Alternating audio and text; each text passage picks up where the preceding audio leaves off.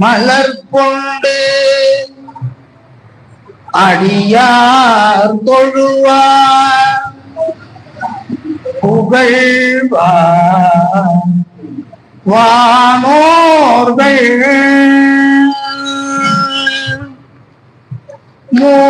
Muar புறங்கள் Muar புறங்கள் எரித்த அன்று மூவர்க்கு அருள் செய்தார் மூவார் புறங்கள் எரித்த அன்று மூவர்க்கு அருள் செய்தார் தூமா மழை நின்று அதிர வெறுவி தூமா மழை நின்று அதிர வெறுவி தொருவில் நிறையோடும் ஆமாம் பிணை வந்து ஆமாம் பிணை வந்து அதிர வெறுவி தொருவில் நிறையோடும் ஆமாம் பிணை வந்து அதிர வெறுவி அணையும் சாரல் அண்ணா மலையாரே அண்ணா மலையாரே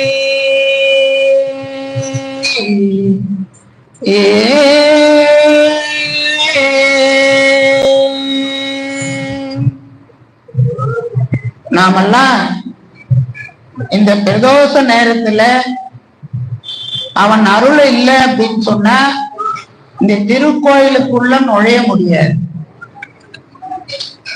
அவன் அருள் இருக்கிறதுனாலதான் நாம இன்னைக்கு பிரதோஷத்துல இத்தனை பேர் வந்து அமர்ந்திருக்கிறோம். நானும் ஏதோ உட்காந்து எனக்கு தெரிஞ்சதை பாடிட்டு இருக்கேன். அப்ப அவனுடைய அருள் நமக்கெல்லாம் இருக்குதுன்றத இதுல இருந்து நாம தெரிஞ்சுக்கணும். அததான் நம்ம திருஞான சம்பந்த பெருமான் ஒரு பாடல்ல அருமையா சொல்லி காட்டுவார். நாமெல்லாம் என்ன புண்ணியம் செய்திருக்கணும் அப்படின்றத ஒரு பாடல்ல பாடுறார். என்ன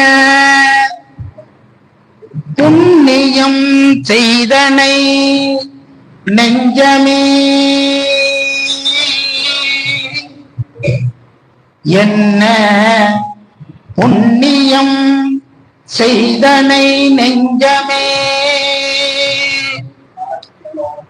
இருங்கடல் வையத்து என்ன புண்ணியம் செய்தனை நெஞ்சமே இருங்கடல் வையத்து முன்னம் நீ புரி என்ன புண்ணியம் செய்தனை நெஞ்சமே முன்னம் நீ புரி நல்வினை பயனிடை நல்வினை பயனிடை என்ன புண்ணியம் செய்தனை நெஞ்சமே முன்னம் நீ புரி நல்வினை பயனிடை முழு மணி திரள் முழு மணி திரள்கள் திரளங்கள் மண்ணே காவிரி வளஞ்சூழ் முழு மணி திரளங்கள்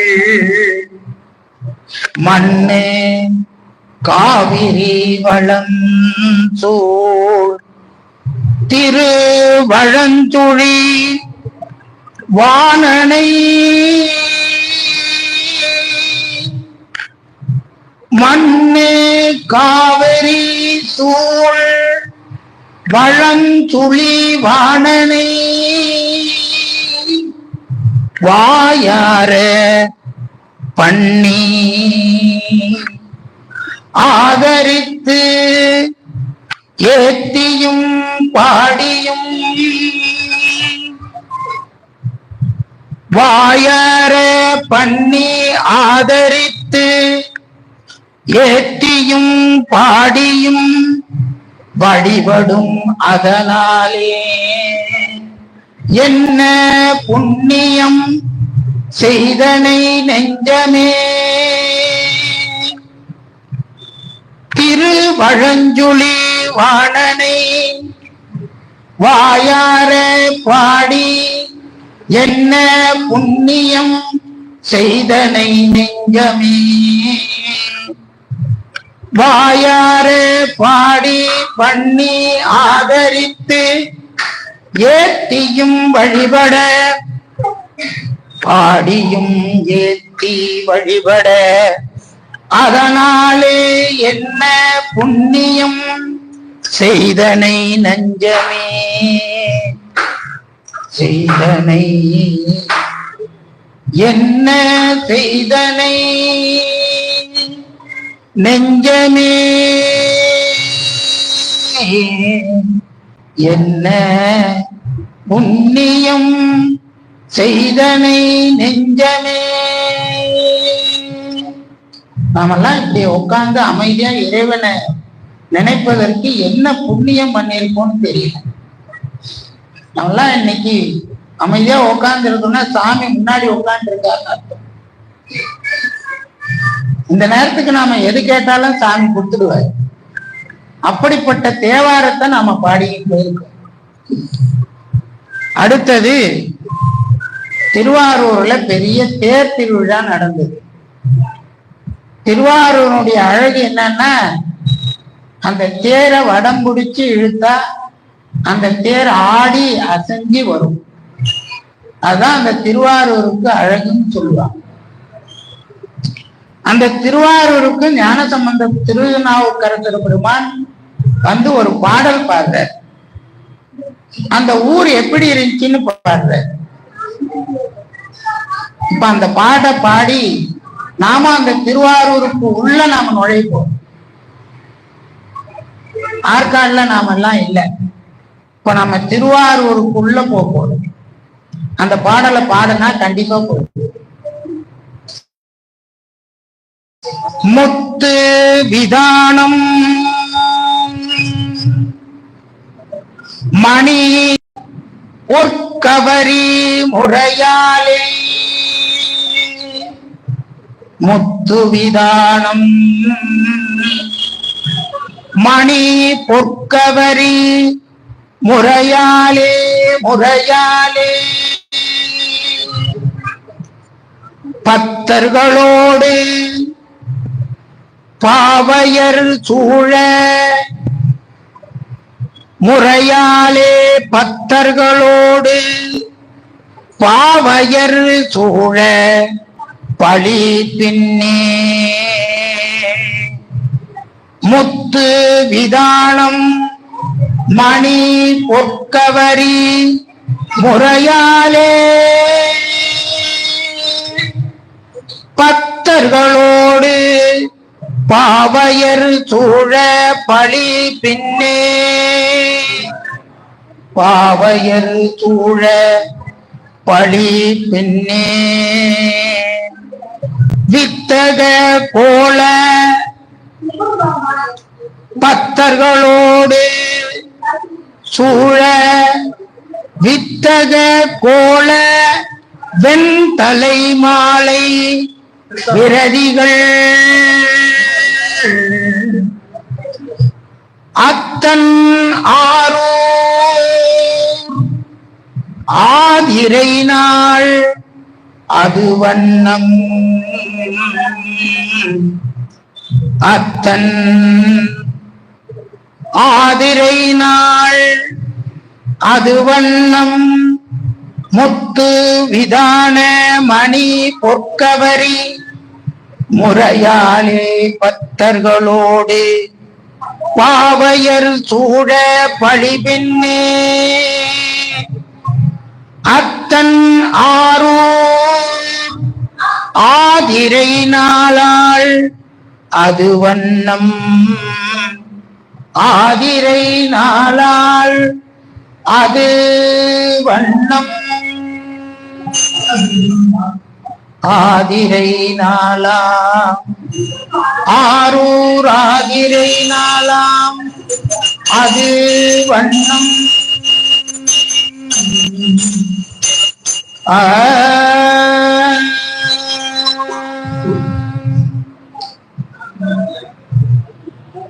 நாவுக்கரசர் பெருமான் வேத மந்திரங்களுக்கெல்லாம் ஒரு தலையாய மந்திரமாக திருத்தாண்டகம் பாடியிருக்கிறார்.